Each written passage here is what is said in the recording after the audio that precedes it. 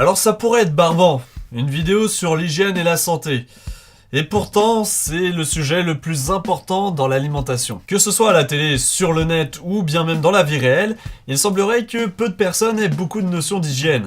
Ou alors, tout simplement, ils en ont rien à foutre. Alors dans cette vidéo, je vais pousser un petit coup de gueule, mais je vais surtout vous apprendre 2 ou 3 choses que vous ne devez peut-être pas connaître et qui pourtant dans la vie de tous les jours vous seront très primordiales. Petit coup de gueule également envers les entreprises qui vont faire de la discrimination envers les hommes qui ont les cheveux longs.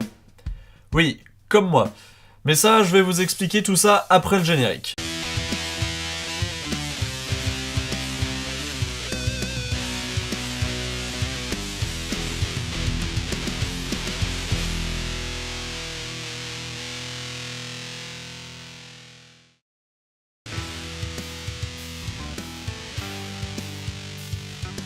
Commençons par le plus fâcheux, voulez-vous?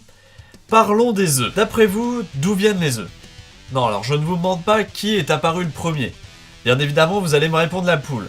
Je vais poser ma question différemment.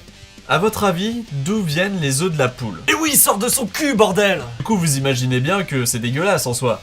Que quand vous le prenez, vous touchez des millions de particules d'excréments de poule. J'espère qu'à partir de là, vous voyez déjà ce que je veux dire. Déjà, quand vous manipulez vos œufs, mettez vos œufs propres dans un récipient propre à part et dédié à cela. Et non sur la table directement parce que là, votre plan de travail, il est contaminé. Et quand vous cassez vos œufs, par pitié, ne faites pas ça. Il y en a tellement qui le font en plus, des amateurs comme des professionnels. Ce qui me désespère d'ailleurs. Tellement de gens vont casser leurs œufs à même le récipient. Et dans le même cas, le contaminer.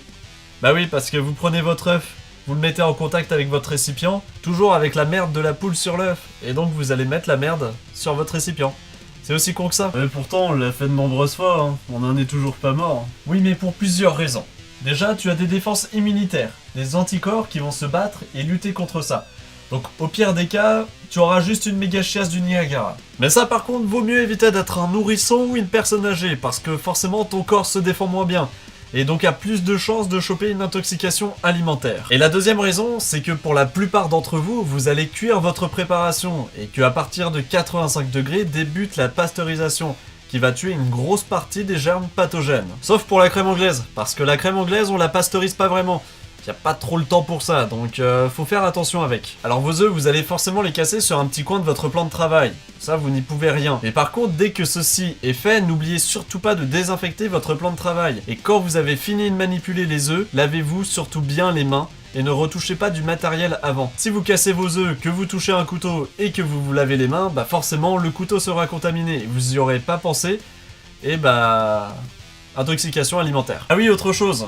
Parce que j'ai déjà vu des personnes me raconter cette connerie. Ne cassez pas vos œufs sur du papier essuie-tout, hein. Ça ne résoudra rien. Ne faites pas ça juste parce que vous avez la flemme de nettoyer votre plan de travail après. Hein. Dernière chose, il est très fort conseillé de casser ces œufs dans un récipient à part et de les mettre qu'à la fin dans votre appareil. Comme ça, de cette manière, vous évitez d'incorporer des coquilles d'œufs non voulues à votre préparation. Ce qui peut être gênant dans le cas d'une crème anglaise par exemple. Alors là, il est très fort probable que vous allez tous me dire d'aller me faire foutre. Et j'en suis profondément déçu. Ce n'est pas très sympa. Mais je me dois de vous dire quelque chose de très important. Vous savez, ce côté symbolique du mariage, la cérémonie, la robe de la mariée, et ce petit anneau qui unit les deux conjoints pour la vie. Eh ben moi je m'en bats les couilles et votre anneau je le fais encore plus profond que le fond du Mordor parce que c'est de la merde. Oui, parce que contrairement à son aspect lisse, l'alliance est un putain de nid à bactéries. Et c'est pas moi qui dis ça, c'est les scientifiques et les médecins. Je vous laisse d'ailleurs des articles en description. Visuellement, notre alliance est bien lisse, sauf que microscopiquement parlant, notre alliance est pas lisse du tout et elle capte une grosse partie de bactéries de merde. Bon après, je dis pas que chez vous, vous devez enlever votre alliance pour couper vos légumes ou je sais pas quoi. Hein.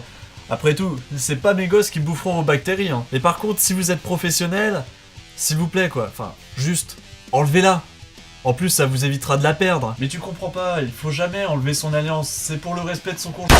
Putain, mais on s'en bat les couilles, t'as rien compris ou quoi? Je t'ai déjà dit de dégager ton anneau de merde. C'est pareil avec les ongles longs, le vernis ou les faux ongles. C'est des putains de nids à bactéries. Et je vous jure putain que si vous mettez vos mains comme ça dans mon putain de crumble, ça en sera la dernière.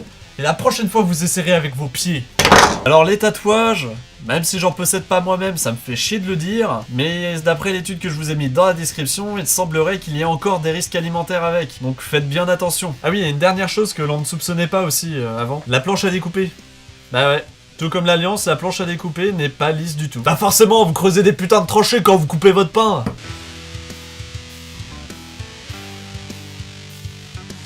Alors c'est sûrement un détail auquel personne n'y aura pensé, et je m'en suis rendu compte en entreprise justement après avoir fait cette erreur. Très souvent, chez soi, notre gazinière ou notre plan de travail se situe juste à côté de notre...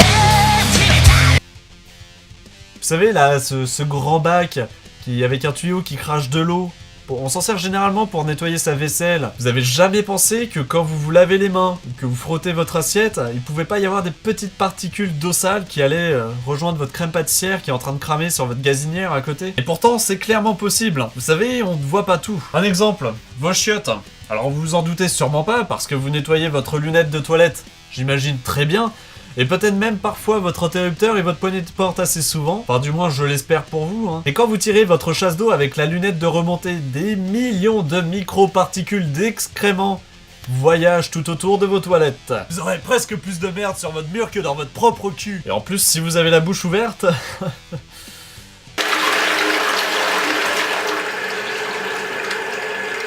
Et ben c'est exactement la même chose avec votre évier dans votre cuisine. Des solutions ? Bah éventuellement, si vous êtes en train de réaménager votre cuisine, faites en sorte d'éloigner l'évier de votre zone de production. Ou alors, je sais pas, mettez un petit mur bloquant les projections, enfin, je sais pas, démerdez-vous un peu.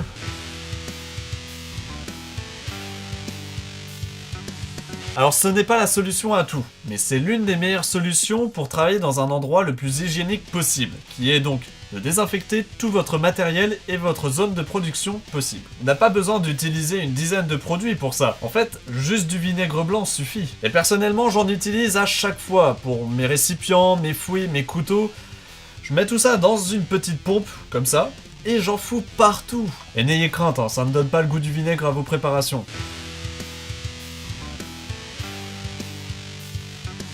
Là, je vais me faire plaisir.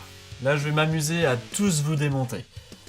Et je vais aussi me faire insulter, par la même occasion. Et oui, parce que là, j'attaque directement les professionnels, enfin, du moins ceux qui vont juger sur le physique des demandeurs d'emploi et qui vont faire preuve de discrimination lors de leur entretien d'embauche. Oui, alors, même si le sujet est quand même beaucoup moins sérieux, il n'y a pas que les femmes, les arabes et les noirs qui se font juger lors de l'entretien d'embauche. Nous sommes bien d'accord, trouver un cheveu dans son assiette, c'est pas vraiment très agréable. Mais vous savez, les cheveux, tout le monde en perd. Tout le monde. Que vous ayez les cheveux longs ou courts, vous en perdez tous les jours. Mais là où je veux en venir...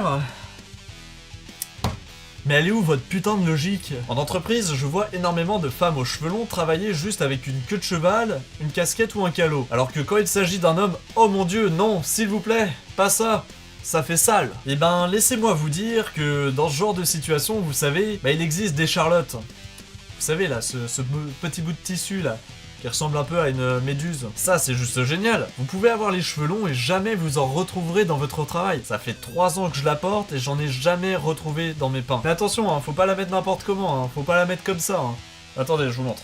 Voilà, maintenant je suis mignon avec ma petite Charlotte, j'adore m'exhibitionner sur le net avec une belle gueule de merde, mais au moins là je suis hygiénique. Vous pouvez voir au moins que ma Charlotte elle prend vraiment jusqu'en dessous de l'oreille, et donc elle prend tous les cheveux. Et vous pouvez être sûr à 100% que jamais on viendra vous emmerder parce qu'on a retrouvé un de vos cheveux dans une production. Enfin bref, ça me chagrine un peu, parce que en ce qui concerne les femmes, forcément parce que ce sont des femmes et que c'est bien connu, les femmes ça a les cheveux longs, hein, et que les hommes c'est bien connu, ça a forcément les cheveux courts, eh bien les femmes n'ont pas besoin de porter de Charlotte. Juste une casquette suffit. Non, et puis bon, de toute façon, je parle d'hygiène, hein, mais bon, après tout, on s'en bat les couilles, parce que quand on est un homme, on a les cheveux courts, et que forcément, quand on a les cheveux courts, on perd pas ses cheveux, et donc, de toute façon, ça sert à rien de porter un calot, et puis en plus, le calot, c'est moche.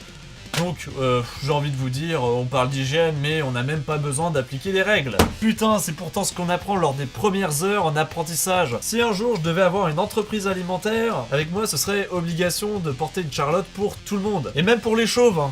Juste parce que ça, je trouve ça drôle. Petit côté absurde, ça me plaît bien. Alors oui, je ne porte pas de Charlotte dans mes vidéos, mais en même temps, le but n'est que visuel. Les productions que je fais en off, je ne les vends pas. Il n'y a que moi qui les consomme. Et puis on va pas se mentir, mon jeu d'acteur serait quand même vachement limité sans mes précieux. Alors là, on ne va pas parler d'hygiène pour les autres, mais plutôt de santé pour vous-même. Puisque la principale personne à être touchée par cela, ça va être juste vous. Il n'y a pas grand chose à dire, juste un petit détail que l'on a presque tous oublié.